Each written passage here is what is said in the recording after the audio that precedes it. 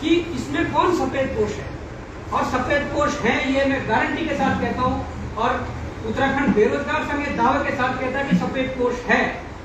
कुछ नाम हमारे संज्ञान में भी है, और समय रहते हुए अगर प्रदेश का मुखिया खुद या एसटीएफ की टीम इसका खुलासा नहीं करती है तो हम फिर से इन सफेद पोशों के लिए अलग से एक प्रेस वार्ता करेंगे और इनका नाम सामने रखेंगे, क्योंकि इन लोगों ने इस नेतागिरी को या सरकार चलाने को एक पेशा बना दिया है।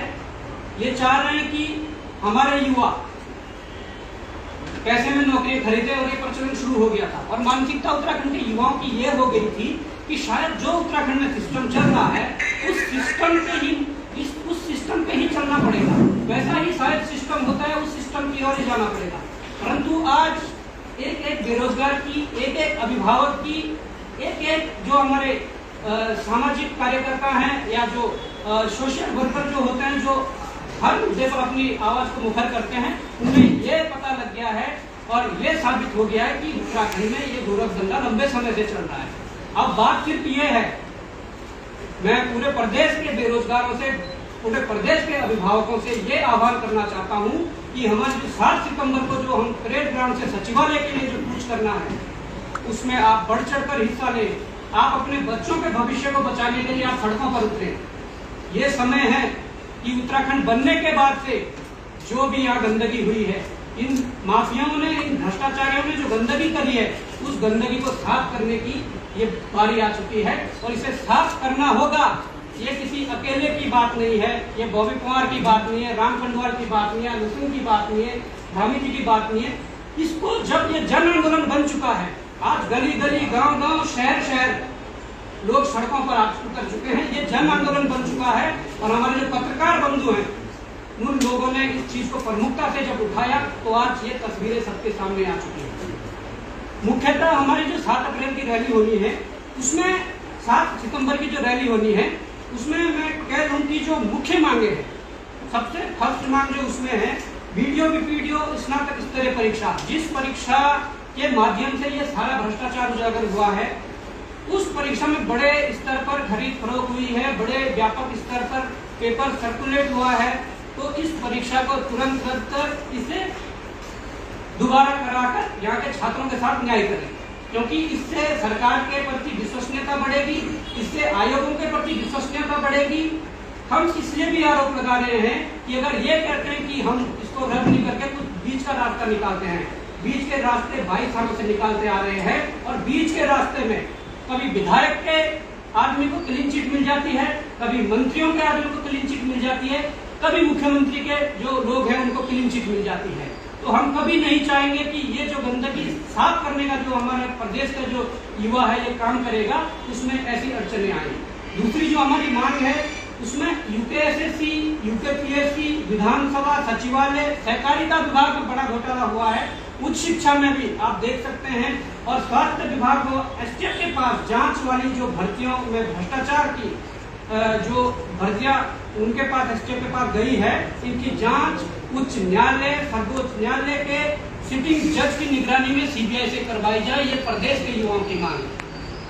तीसरी जो हमारी मांग है, प्रदेश की सरकारी नौकरियों में उत्तराखंड की महिलाओं को दिए जाने वाले 30% क्षैतिज आरक्षण के दृष्टिगत सरकार सर्वोच्च न्यायालय जाने की बजाय अध्यादेश लाकर इसका समाधान करे, हमारी माताओं बहनों के साथ न्याय करे। अगर सरकार के पास अध्यादेश लाने का यदि रास्ता खुला है और घर में ही ये काम हो जा रहा है, तो बाहर जाकर क्या करना है? सुप्रीम कोर्ट जाकर आप इस मामले को लटकाना चाहते हो, और इस प्रदेश का हित उसमें बिल्कुल भी नहीं है। तो सरकार से ये रिक्वेस्ट है कि आप 30% जो आरक्षण उस पर अध्यादेश लाकर आगामी विधानसभा सत्र में उसको एक्ट बना दें और हमारे माताओं बहनों को न्याय दें। चौथी जो मांग है, आयोग द्वारा यूकेएसएससी व यूकेपीएससी की परीक्षाओं का वार्षिक कैलेंडर जारी किया जाए और परीक्षाओं को एक ही पाली में आयोजित कर जो नॉर्मलाइजेशन की प्रक्रिया है उसे हटाया जाए। यहाँ पर लीगली तरीके से जो धांधली होती है, पेपर बिकना अलग बात है, पेपर आउट करना अलग बात है, या ब्लूटूथ के जरिए नकल कराना अलग बात है, पर जो लीगल तरीके से नॉर्मलाइजेशन के माध्यम से जो ये धांधली कराई जाती है, इसमें आप कानूनी दांवपेच में पीछे रह जाते हैं। हम चाहते हैं ऐसी प्रक्रिया को त्वरित करके इसे समाप्त किया जाए, यहाँ के युवाओं के साथ न्याय हो। और पांचवा जो हमारा प्रश्न है, जो हमारी मांग है कि परीक्षाओं में प्रश्न पत्रों की जो छपाई का कार्य है वो आयोग के भीतर ही उच्च स्तरीय सुरक्षा में किसी विशेष समिति जैसे विजिलेंस की निगरानी में हो एवं भविष्य में पेपर लीक होने पर आयोग की जवाबदेही तय हो। अब पेपर तुम लखनऊ से ला रहे हैं, छपा के राजस्थान से ला रहे हैं, तो स्वाभाविक है। और उसमें भी आप जो डेली बेस वाले होते हैं, जो कर्मचारी आउटसोर्स के कर्मचारी है, उनको आप जिम्मेदारी सौंपेंगे तो ये होना तय है कि ये भ्रष्टाचार होगा। आयोग के अंदर ही ऐसा सिस्टम सेटअप किया जाए और उनके ऊपर एक विशेष समिति जैसे विजिलेंस वगैरह वो निगरानी रखें, और जो अगर ऐसी घटनाएं होती है तो उसमें आयोग की जवाबदेही तय होगी। छठा जो पॉइंट है, विवादित परीक्षाओं की जांच कर अनियमितताएं पाई जाने वाली भर्ती परीक्षाओं पर तत्काल कठोर कार्रवाई हो एवं निर्विवादित परीक्षाओं की अग्रिम कार्रवाई यथाशीघ्र आरंभ की जाए। जो परीक्षाएं जांच में हैं उनकी जांच हो, और जो जांच में जिसमें निकलता है कि हाँ गड़बड़ी हुई है उस पर कार्रवाई हो। अन्यथा यदि कोई परीक्षा ऐसी दिखती है कि जिस पर कुछ नहीं हुआ है, बेवजह उसे लटकाया ना जाए, उसे उसकी आगे की कार्रवाई की जाए, उसमें नियुक्तियां दी जाए, उसमें डॉक्यूमेंट वेरिफिकेशन की जाए, जिससे हमारे जो युवा बेरोजगार है उनको इसमें सहूलियत हो सके, वो किसी विभाग में कार्यरत हो सके।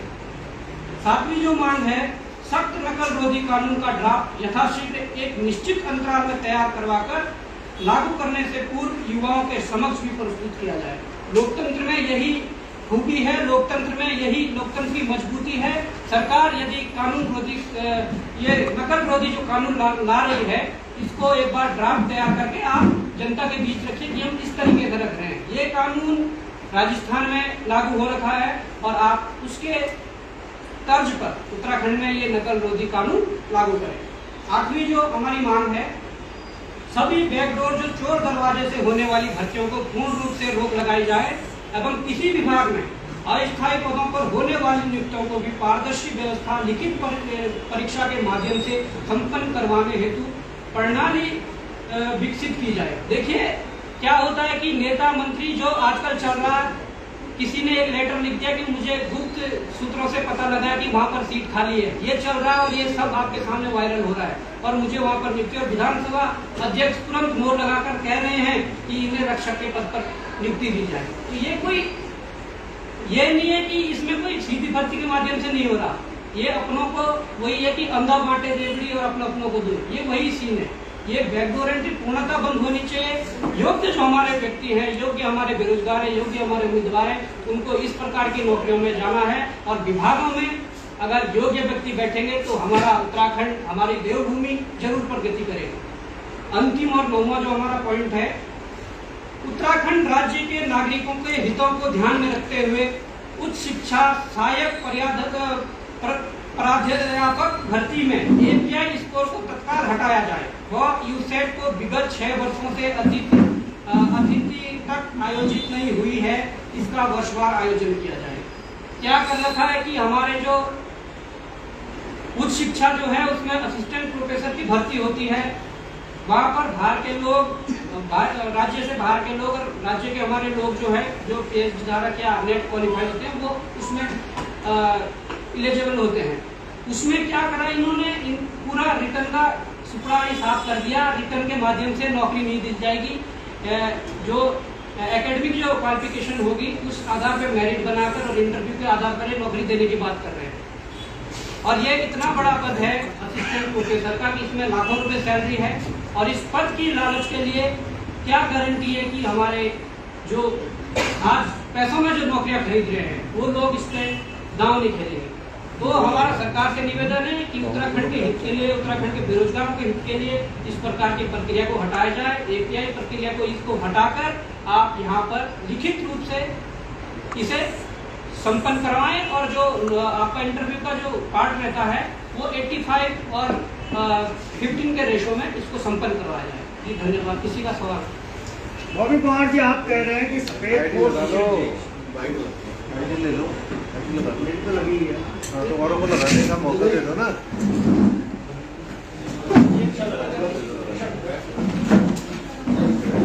लगा दो यार, क्या पता आवाज कैसी हो।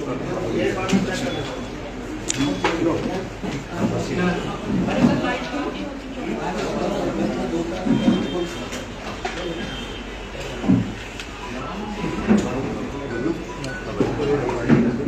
ऐसी हो जो बाइट तब ले लेंगे।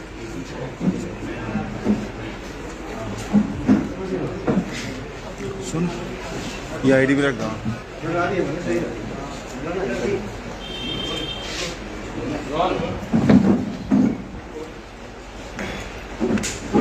थोड़े आगे रख देता, आगे रख दे आईडी। गौरी कुमार जी, आपने कहा है कि सफेद पोस्ट जो है उनको भी सामने लाए, किसकी तरफ इशारा है आपका? देखिए, इशारा हमारा राजनीतिक दलों की तरफ है और वो राजनीतिक दल जो इस जांच को प्रभावित करने के लिए लगातार कोशिशें कर रहे हैं और इन सफेद पोस्ट को छुपाने के लिए अब कौन कौन से हथकंडे अपना रहे हैं ये आप लोग भी देख रहे हैं। क्या यूपी का अगर मूसा का नाम आया है, मूसा ठीक है, उसे इनामी बदमाश घोषित कर दिया गया है, उसके बाद क्या आपको लगता है उत्तराखंड में कोई चीज हो रही है और बाहर के माफिया और उत्तराखंड के माफिया लगातार इस प्रकार के घटनाओं को अंजाम दे रहे हैं और उनको हर बार बचाया जा रहा है? ये सफेद पोस्ट जो है यही इन्हें संरक्षण दे रहे हैं और हमें विश्वसनीय सूत्रों से ज्ञात हुआ है कि हमारे पास कुछ ऐसे सफेद पोस्ट नेताओं के नाम भी है। अगर सरकार और एसटीएफ जल्द ही उनका खुलासा नहीं करती है तो उत्तराखंड बेरोजगार संघ प्रेस वार्ता करके उनका खुलासा करेगी। एक सवाल आपने मांग की है, क्या एसटीएफ की कार्यप्रणाली से आप खुश नहीं? देखिए, एसटीएफ की जो कार्यप्रणाली है उस कार्यप्रणाली का आज उत्तराखंड का बेरोजगार, उत्तराखंड के अभिभावक, समस्त उत्तराखंडी आज उस कार्यप्रणाली का कायल है। परंतु जो सफेद पोस्टों की बात आ रही है, क्या एसटीएफ उनका अपने हाथ पसार पाएगी? मुझे नहीं लगता, क्योंकि ऐसे भी माफिया हैं जिनके बड़े बड़े नेताओं के साथ फोटो वायरल हुए थे, बड़े बड़े अधिकारियों के साथ फोटो वायरल हुए थे। तो मुझे नहीं लगता है, और ये एसटीएफ को भी समझ जाना चाहिए कि एसटीएफ को जिस मोड़ पर भी ये लगे कि वास्तव में अब हमारे हाथ आगे नहीं पहुंच पाएंगे, तो खुद एसटीएफ को आगे आकर एक लेटर सरकार के लिए लिखना चाहिए कि ये जांच हमारे दायरे से बाहर जा रही है। इस पर हो सके तो उच्च न्यायालय या उच्चतम न्यायालय के सिटिंग जज के निगरानी में सीबीआई से इसकी जांच करवाई जाए। गौरी कुमार जी, जब शुरू में मामला वीडियो बीपीडीओ का उठा था तो बढ़िया जांच चल रही थी, सब कुछ बढ़िया चल रहा था। अचानक विधानसभा बैकडोर का मामला आ गया। क्या आपको लगता है कि यह मामला आया है, ये लाया गया है? देखिए, हुआ क्या है कि जिन सफेद पोस्टों को इस और इशारा दिया जा रहा था कि शायद जिनकी संलिप्तता हो सकती है, उन लोगों ने अपने बचाव के लिए या फिर मामले को उलझाने के लिए जरूर दूसरे मामले को ग्राउंड में लाना चाहा। और वो ठीक है, वो उत्तराखंड का हित है, बेरोजगारों का हित है कि इतने सारे मामले यहाँ पर खुल गए हैं। और ये मामले खुलने का मतलब है कि 22 वर्षों की जो गंदगी है वो साफ होना तय है। 7 तारीख को आप किसी पूछो ना, 7 को आप रैली काम करते हैं, क्या इस रैली में देखने को मिलेगा? किस तरीके की? देखिए, रैलियां तो हमने प्रदेश भर में अलग अलग ब्लॉकों में, अलग अलग जिलों में काफ़ी जगह कर दी है और वो सिर्फ इसलिए करी है कि लोकतांत्रिक व्यवस्था में ये प्रक्रिया है सरकार को जगाने की। ये हमारे पास एक लोकतांत्रिक तरीके से हमारे पास ये व्यवस्था है कि रैली के माध्यम से या ज्ञापन देने के माध्यम से हम सरकार को चेता सके। हमने वो काम किया है, परंतु सरकार इस बात की देरी कर रही है। जो इसमें कार्रवाई होनी है, हमारी जो डिमांडें हैं, जो हमने अभी पढ़कर भी सुनाई थी, उन डिमांडों पर अभी सरकार मौन है और इसी कारण हम 7 सितंबर को ये महारैली करने वाले हैं, जो परेड ग्राउंड से शुरू होकर सचिवालय की तरफ जाएगी और उसमें प्रदेश भर से युवा सम्मिलित हो रहे हैं और एक बहुत बड़ी महारैली होने वाली है। बॉबी जी, चयनित छात्रों का आरोप है कि आपने एक गैंग बना लिया है जिससे उनको तकलीफ हो रही है और उनको साइड किया जा रहा है, क्योंकि री एग्जाम की बात जो की जा रही है उससे कहीं ना कहीं उनके लिए ये घाटे का सौदा होगा। देखिए, घाटे का सौदा इसका क्या है, ये अपने निजी स्वार्थ से हटकर अगर कोई बात करना चाहेगा, देवभूमि की यदि बात करें तो गैंग तो चल रहे हैं, 34 लोग गिरफ्तार हो गए हैं। ये गैंग नहीं है, यूपी के लोग यहाँ पर सम्मिलित हैं, इनामी बदमाश घोषित हो गए हैं। क्या ये गैंग नहीं है? जो आपके लोकतांत्रिक व्यवस्था में खड़ा होकर जो सिस्टम के खिलाफ लड़ रहे हैं उसे आप गैंग कहेंगे? गैंग तो हमारी सरकारें हैं, जिन सरकारों की हेर देख में, जिन सरकारों की निगरानी में ये काम 22 वर्षों से चल रहा था। गैंग तो वो है। और हम इसलिए भी कहना चाहते हैं कि ये जो परीक्षा है ये व्यापक स्तर पर इसका पेपर सर्कुलेट हुआ है और व्यापक स्तर पर धांधली इसमें आई है। तो अगर कल के दिन ये न्यायालय में भी जाती है बात, तो न्यायालय में इसमें रद्द होना है, निरस्त होना है। इससे बढ़िया हम क्यों न्यायालय के रास्ते जाएं? वहां पर न्यायालय में यदि भर्ती जाती है, न्यायालय में इतने केस पेंडिंग पड़े हुए हैं, कम से कम 1.5-2 साल हमारा वहां बर्बाद हो जाएगा। इससे बढ़िया ये नहीं है कि सरकार खुद स्टैंड ले और 2 महीने के अंदर इस परीक्षा को पुनर्परीक्षा करवाएं। हिमाचल ने ये उदाहरण दिया है, अभी पुलिस भर्ती जो वहाँ हुई थी उसमें खामियां पाई गई, 15 दिन रद्द करके 15 दिन में उन्होंने दोबारा परीक्षा करवाई है। तो ये छात्रों के साथ न्याय है, वो न्याय नहीं होगा कि आप 2 साल इंतजार करवाओ। ठीक। जिसमें एक तरफ मुख्यमंत्री पुष्कर सिंह धामी और विधानसभा अध्यक्ष अतुल खंडूरी इसमें कार्रवाई करने लगातार आदेश आ रहे होंगे, दूसरी तरफ उन्हीं के सरकार के मंत्रियों पर भी आरोप लग रहे हैं, क्या कहना है इसका? देखिए, अभी तो सिर्फ आरोप लग रहे हैं और मैं दावे के साथ कह सकता हूं कि ये आरोप सिद्ध होने हैं। यदि सरकार और एसटीएफ समय से रहते हुए इनका खुलासा नहीं करती है, इन सफेद पोषों के नाम सार्वजनिक नहीं करती है, तो हम उत्तराखंड बेरोजगार संगठन इस जो सफेद पोष है इनके नाम सार्वजनिक करेंगे।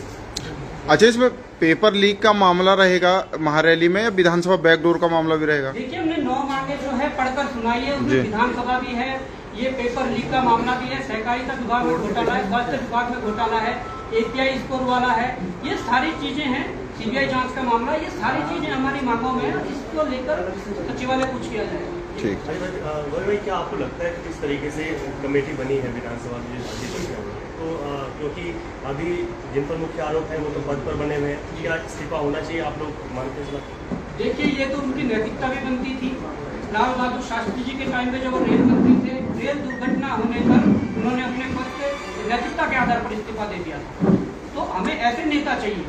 इन नेताओं को अगर धन सिंह पर अगर आरोप लगा रहे हैं, वो चाहे स्वास्थ्य विभाग में हो या उच्च शिक्षा में हो, तो उन्हें तत्काल अपने पद से इस्तीफा देकर जब तक जांच चलती है तब तक आप पद से इस्तीफा दे दीजिए। उसके बाद अगर साफ पाया जाता है तो पद पर आ जाइए। ये उदाहरण सबके लिए है, ये उदाहरण सरकार के उस हर मंत्री के लिए है, ये उदाहरण सचिवालय में बैठे उस अधिकारी के लिए है जिन पर भी ऐसे आरोप लगते हैं। वो भविष्य में पहले अपना त्याग पत्र देकर जांच को प्रभावित करने की कोशिश न करें।